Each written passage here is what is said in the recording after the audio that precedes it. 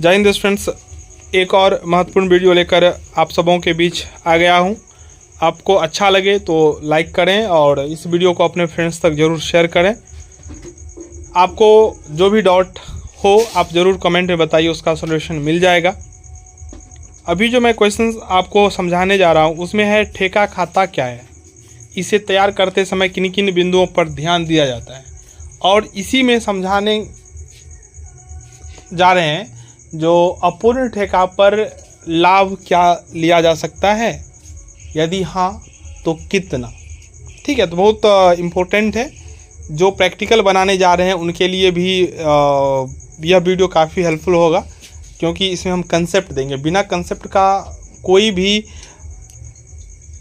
Question solve नहीं हो सकता है। ठीक है, तो सबसे पहले हम आपको इजी वे में समझाते हैं जो ठेका क्या होता है। वैसे हम सब लोग जानते हैं जो ठेका होता क्या है। जब हमको कोई काम करवाना होता है और समय नहीं रहता है, क्योंकि अगर हम दैनिक मजदूरी पर काम करवाएंगे, यानी कि रोज़ काम करवाएंगे और रोज़ पेमेंट करेंगे, तो उसके लिए हम लोग को उस मज़दूर के साथ रहना पड़ता है, उस कारीगर के साथ, उस मिस्त्री के साथ रहना पड़ता है, देखना पड़ता है तो काम कितना किया कितना नहीं किया। ठीक है, तो इसमें समय ज़्यादा चाहिए जो काम करवाना चाहता है। तो इन सभी परेशानियों से बचने के लिए जो काम करवाने वाला व्यक्ति होता है, काम करने वाले व्यक्ति को, करवाने वाला व्यक्ति काम करने वाले व्यक्ति को एक निश्चित मूल्य पर वो काम दे देता है। इसी को हम लोग बोलते हैं ठेका। ठीक है, जैसे हमको घर बनवाना है तो घर बनवाने का हम किसी व्यक्ति को दे देंगे ठेका, बोलेंगे जो कितना में मेरा घर बना देंगे, या स्क्वायर फीट पर लेता है, बाद में वो नाप लेगा, जितना स्क्वायर फीट मकान रहेगा उस हिसाब से वो कॉस्ट ले लेगा। जैसे 1000 रुपये स्क्वायर फीट, 1500 रुपये स्क्वायर फीट, 100 रुपये स्क्वायर फीट, 80 रुपये स्क्वायर फीट, जो भी उसका रेट हो ये तय होता है। ठीक है ना, तो जो ये दोनों के बीच में जो समझौता होता है यही होता है ठेका। तो आप लोग ठेका समझ गए होंगे। हमको ये टर्म जानना बहुत ज़रूरी है, कॉन्ट्रैक्ट क्या होता है। तो जो व्यक्ति काम करवाना चाहता है उन्हें हम लोग बोलते हैं ठेका दाता। जो व्यक्ति काम कंप्लीट करता है, काम करने का वचन देता है, उन्हें हम लोग बोलते हैं ठेकेदार, कॉन्ट्रैक्टर। तो ठेकादाता और ठेकेदार, ये तीन टर्म आप समझ गए। ये आपको लिखना है, पेज तभी भरेगा। ठीक है ना, जितना प्रश्न में पूछा गया उतना का ही उत्तर लिखिएगा तो 1.5 पेज होगा। आप अगर विस्तृत लिखेंगे तो 4-5 पेज हो जाएगा। और लिखने का प्रैक्टिस कीजिए ताकि आप कम समय में अधिक लिख सकें। ठेका को हम लोग इंग्लिश में कॉन्ट्रैक्ट बोलते हैं, ठेकादाता को हम लोग कॉन्ट्रैक्टी बोलते हैं, और जो काम कर रहे हैं उसको हम लोग कॉन्ट्रैक्टर बोलते हैं। ये जो काम होता है किसी निश्चित जगह पे होता है उसे हम लोग बोलते हैं ठेका स्थल। ठीक है, जितना राशि में दोनों के बीच समझौता होता है काम करने का, जो काम ख़त्म होने के बाद ठेकादाता ठेकेदार को देता है, उन्हें हम लोग बोलते हैं ठेका मूल्य। ठीक है, कॉन्ट्रैक्ट प्राइस। तो ये टर्म आप लोग समझ गए। अब हम लोग समझते हैं ठेका खाता क्या होता है। जो ठेकेदार काम करता है तो ठेकेदार को भी खर्च आता है, उनको भी लेबर को पेमेंट करना होता है, उनका भी अपना टाइम जाता है, इंजीनियर को पेमेंट करना होता है। ठीक है, उनको भी मटेरियल लगता है, लेबर लगता है, मशीन लगता है, टाइम लगता है, और उनको भी ठेकादाता से पैसा लेना होता है। तो किसी निश्चित ठेका पर प्रॉफिट हुआ या लॉस, प्रॉफिट हुआ यानी कि लाभ, लॉस मतलब हानि, प्रॉफिट लॉस का पता लगाने के लिए जो खाता तैयार किया जाता है उसे हम लोग बोलते हैं ठेका खाता।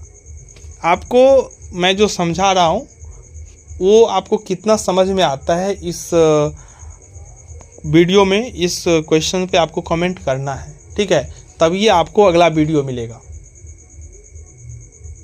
क्योंकि हमें भी सेटिस्फेक्शन तभी मिलेगा जब आपका फीडबैक मिलेगा। आपको अगर सेटिस्फाइड नहीं हम कर पा रहे हैं तो मेरा जो ये मेहनत है वो सब बर्बाद है। ठीक है ना, क्योंकि हम आपके लिए काम कर रहे हैं, तो आपको ज़रूर हमें ये बताना चाहिए जो मैं कितना हेल्प आपको कर रहा हूँ। ठीक है, तो इतना तो आप समझ गए। कम से कम 2 पेज लिखेंगे। ठेका खाता क्या होता है, तो ठेकेदार किसी निश्चित ठेका पर लाभ या हानि ज्ञात करने के लिए जो खाता बनाता है उसे हम लोग ठेका खाता कहते हैं। अगर एक ठेकेदार को अलग अलग काम रहता है, अलग अलग जगह पे काम करना होता है, तो उन्हें पता ही नहीं चलेगा अगर कॉन्ट्रैक्ट अकाउंट नहीं बनाएगा तो किस ठेका पर क्या हुआ, प्रॉफिट हुआ या लॉस। इसीलिए ठेका का नाम भी होता है, ठेका नंबर 101, ठेका नंबर 102, ठेका नंबर 103, और सब पे अलग अलग हिसाब किताब होता है, और लास्ट में ये पता चलता है जो प्रॉफिट हुआ है या लॉस। अगर जैसे कॉन्ट्रैक्ट अकाउंट की बात करें, ये नॉमिनल अकाउंट हुआ, इसका नामात खाता हुआ। अगर इसमें डेबिट साइड ज़्यादा हो जाएगा, डेबिट साइड ज़्यादा हो जाएगा तो लॉस हो जाएगा, अगर क्रेडिट साइड अधिक होगा तो प्रॉफिट होगा। ठीक है, ये आप समझ गए होंगे, इसमें अब कोई हमको नहीं लगता है जो परेशानी होगा। चलिए अब हम लोग आगे बढ़ते हैं। डेबिट साइड में हम लोग क्या लिखते हैं? कॉन्ट्रैक्ट अकाउंट के डेबिट साइड में हम लोग लिखते हैं मटेरियल, लेबर, मशीनरी पर जो भी एक्सपेंसेस आते हैं वो, मशीन, टूल्स जो भी यूज होता है। ठीक है, कोई अदर एक्सपेंसेस होता है, जैसे सुपरवाइज़र होता है, इंजीनियर का पेमेंट होता है, फिर कोई अदर कॉन्ट्रैक्ट, चाहे को जिस वे में उस कॉन्ट्रैक्ट पे खर्च हुआ है। ओवरऑल समझिए, डेबिट साइड में हम लोग ऑल लॉसेस एंड एक्सपेंसेस को लिखते हैं। तो ठेका से रिलेटेड जो भी एक्सपेंसेस आता है उसको हम लोग डेबिट साइड में लिखते हैं। क्रेडिट साइड में हम लोग क्लोजिंग जो भी मटेरियल रहता है वो लिखते हैं, ओपनिंग मटेरियल को डेबिट साइड लिखते हैं। अगर कॉन्ट्रैक्ट दो प्रकार का होता है, एक होता है कंप्लीट कॉन्ट्रैक्ट, एक होता है इनकम्प्लीट कॉन्ट्रैक्ट। कंप्लीट कॉन्ट्रैक्ट में तो पूरा का पूरा प्रॉफिट लॉस निकल जाता है, लेकिन इनकम्प्लीट कॉन्ट्रैक्ट होता है उसमें एक्चुअल प्रॉफिट और लॉस का पता नहीं चलता है, उसमें हम लोग कंडीशनल प्रॉफिट निकालते हैं। ठीक है, आगे हम लोग डिटेल्स में जानेंगे। ठीक है, तो क्रेडिट साइड में अगर इनकम्प्लीट कॉन्ट्रैक्ट रहता है तो कुछ आइटम अलग हो जाते हैं, और कंप्लीट कॉन्ट्रैक्ट में कुछ आइटम अलग हो जाते हैं। जैसे हम कंप्लीट कॉन्ट्रैक्ट की बात करें तो क्रेडिट साइड में कॉन्ट्रैक्टी, जितना पे कॉन्ट्रैक्ट प्राइस होता है टोटल का टोटल लिखना होता है, कॉन्ट्रैक्टी बाय कॉन्ट्रैक्टी करके जो टोटल अमाउंट। फिर क्लोजिंग स्टॉक हम लोग लिख देते हैं, जैसे मटेरियल हो, स्टॉक, मशीन हो, सब क्लोजिंग को लिख देते हैं, और डेबिट साइड में सब ओपनिंग को लिखते हैं। तो क्रेडिट अधिक जितना होगा उतना प्रॉफिट हो गया। लेकिन इनकम्प्लीट कॉन्ट्रैक्ट होता है उसमें हम एक्चुअल प्रॉफिट फाइंड नहीं कर पाएंगे। ठीक है ना, तो इस कंडीशन में हमको पार्शियली प्रॉफिट लेना पड़ता है। उसके लिए अलग अलग रीति है जो हम इस वीडियो में डिस्कस करेंगे आगे। ठीक है, तो थ्योरी में भी आप लिख सकते हैं, और प्रैक्टिकल में तो ज़रूर आपको हेल्प मिलेगा। कॉन्ट्रैक्ट से ज़रूर प्रैक्टिकल आने की संभावना रहता है, इसलिए इसको ज़रूर देख लीजिएगा। देखिए, जब इनकम्प्लीट कॉन्ट्रैक्ट होता है ना, तो क्या होता है, जो इंजीनियर होते हैं वो इंस्पेक्शन करते हैं ठेका स्थल पर, और जितना काम हुआ रहता है ना उसका एक परसेंटेज सर्टिफिकेट देता है, यानी कि इतना काम कंप्लीट हो चुका है। जितना सर्टिफिकेट देता है इंजीनियर, उन्हें हम लोग बोलते हैं वर्क सर्टिफाइड, यानी कि प्रमाणित कार्य।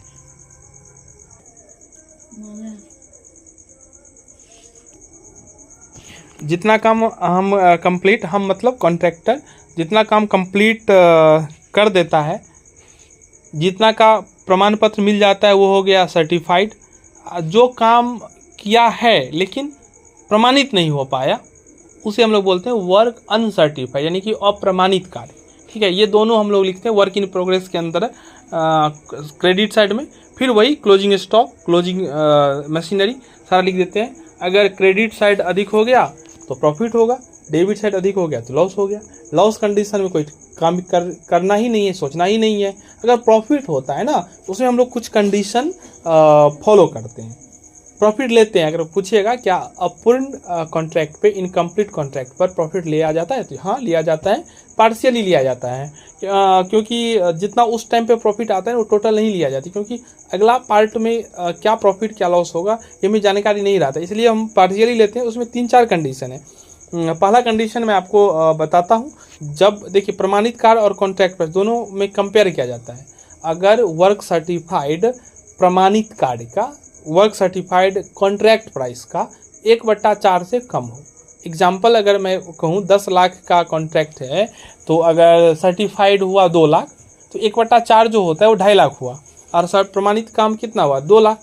अगर 1/4 से कम अगर सर्टिफिकेट मिला तो इस कंडीशन में प्रॉफिट नहीं लिया जाता है। ठीक है, देखिए कहीं पे हाँ लिखा हुआ होगा। ठीक है, ये तो गेस्ट पेपर है।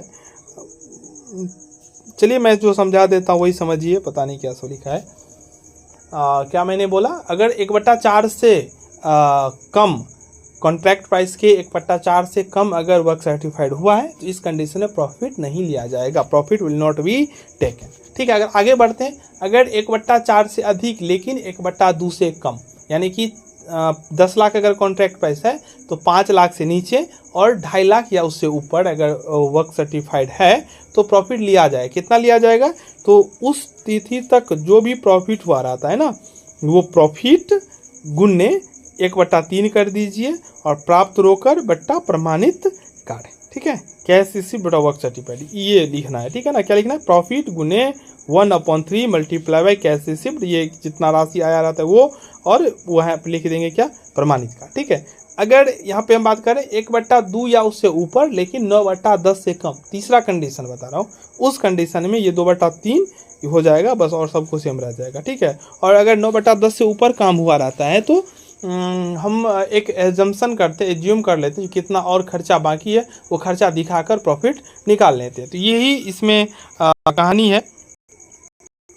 हम उम्मीद करते हैं जो आप लोगों को समझ में आया होगा। ठीक है, ये अगर कोई टॉपिक डॉट हो तो ज़रूर बताइएगा। वैसे इसका हम एक प्रैक्टिकल भी अपलोड करने जा रहे हैं, तो अगर आपको कोई दिक्कत यहाँ हुआ होगा तो वहाँ आपको समझ में आ गया होगा। ठीक है, तो मिलते हैं बहुत जल्द नेक्स्ट वीडियो में। धन्यवाद।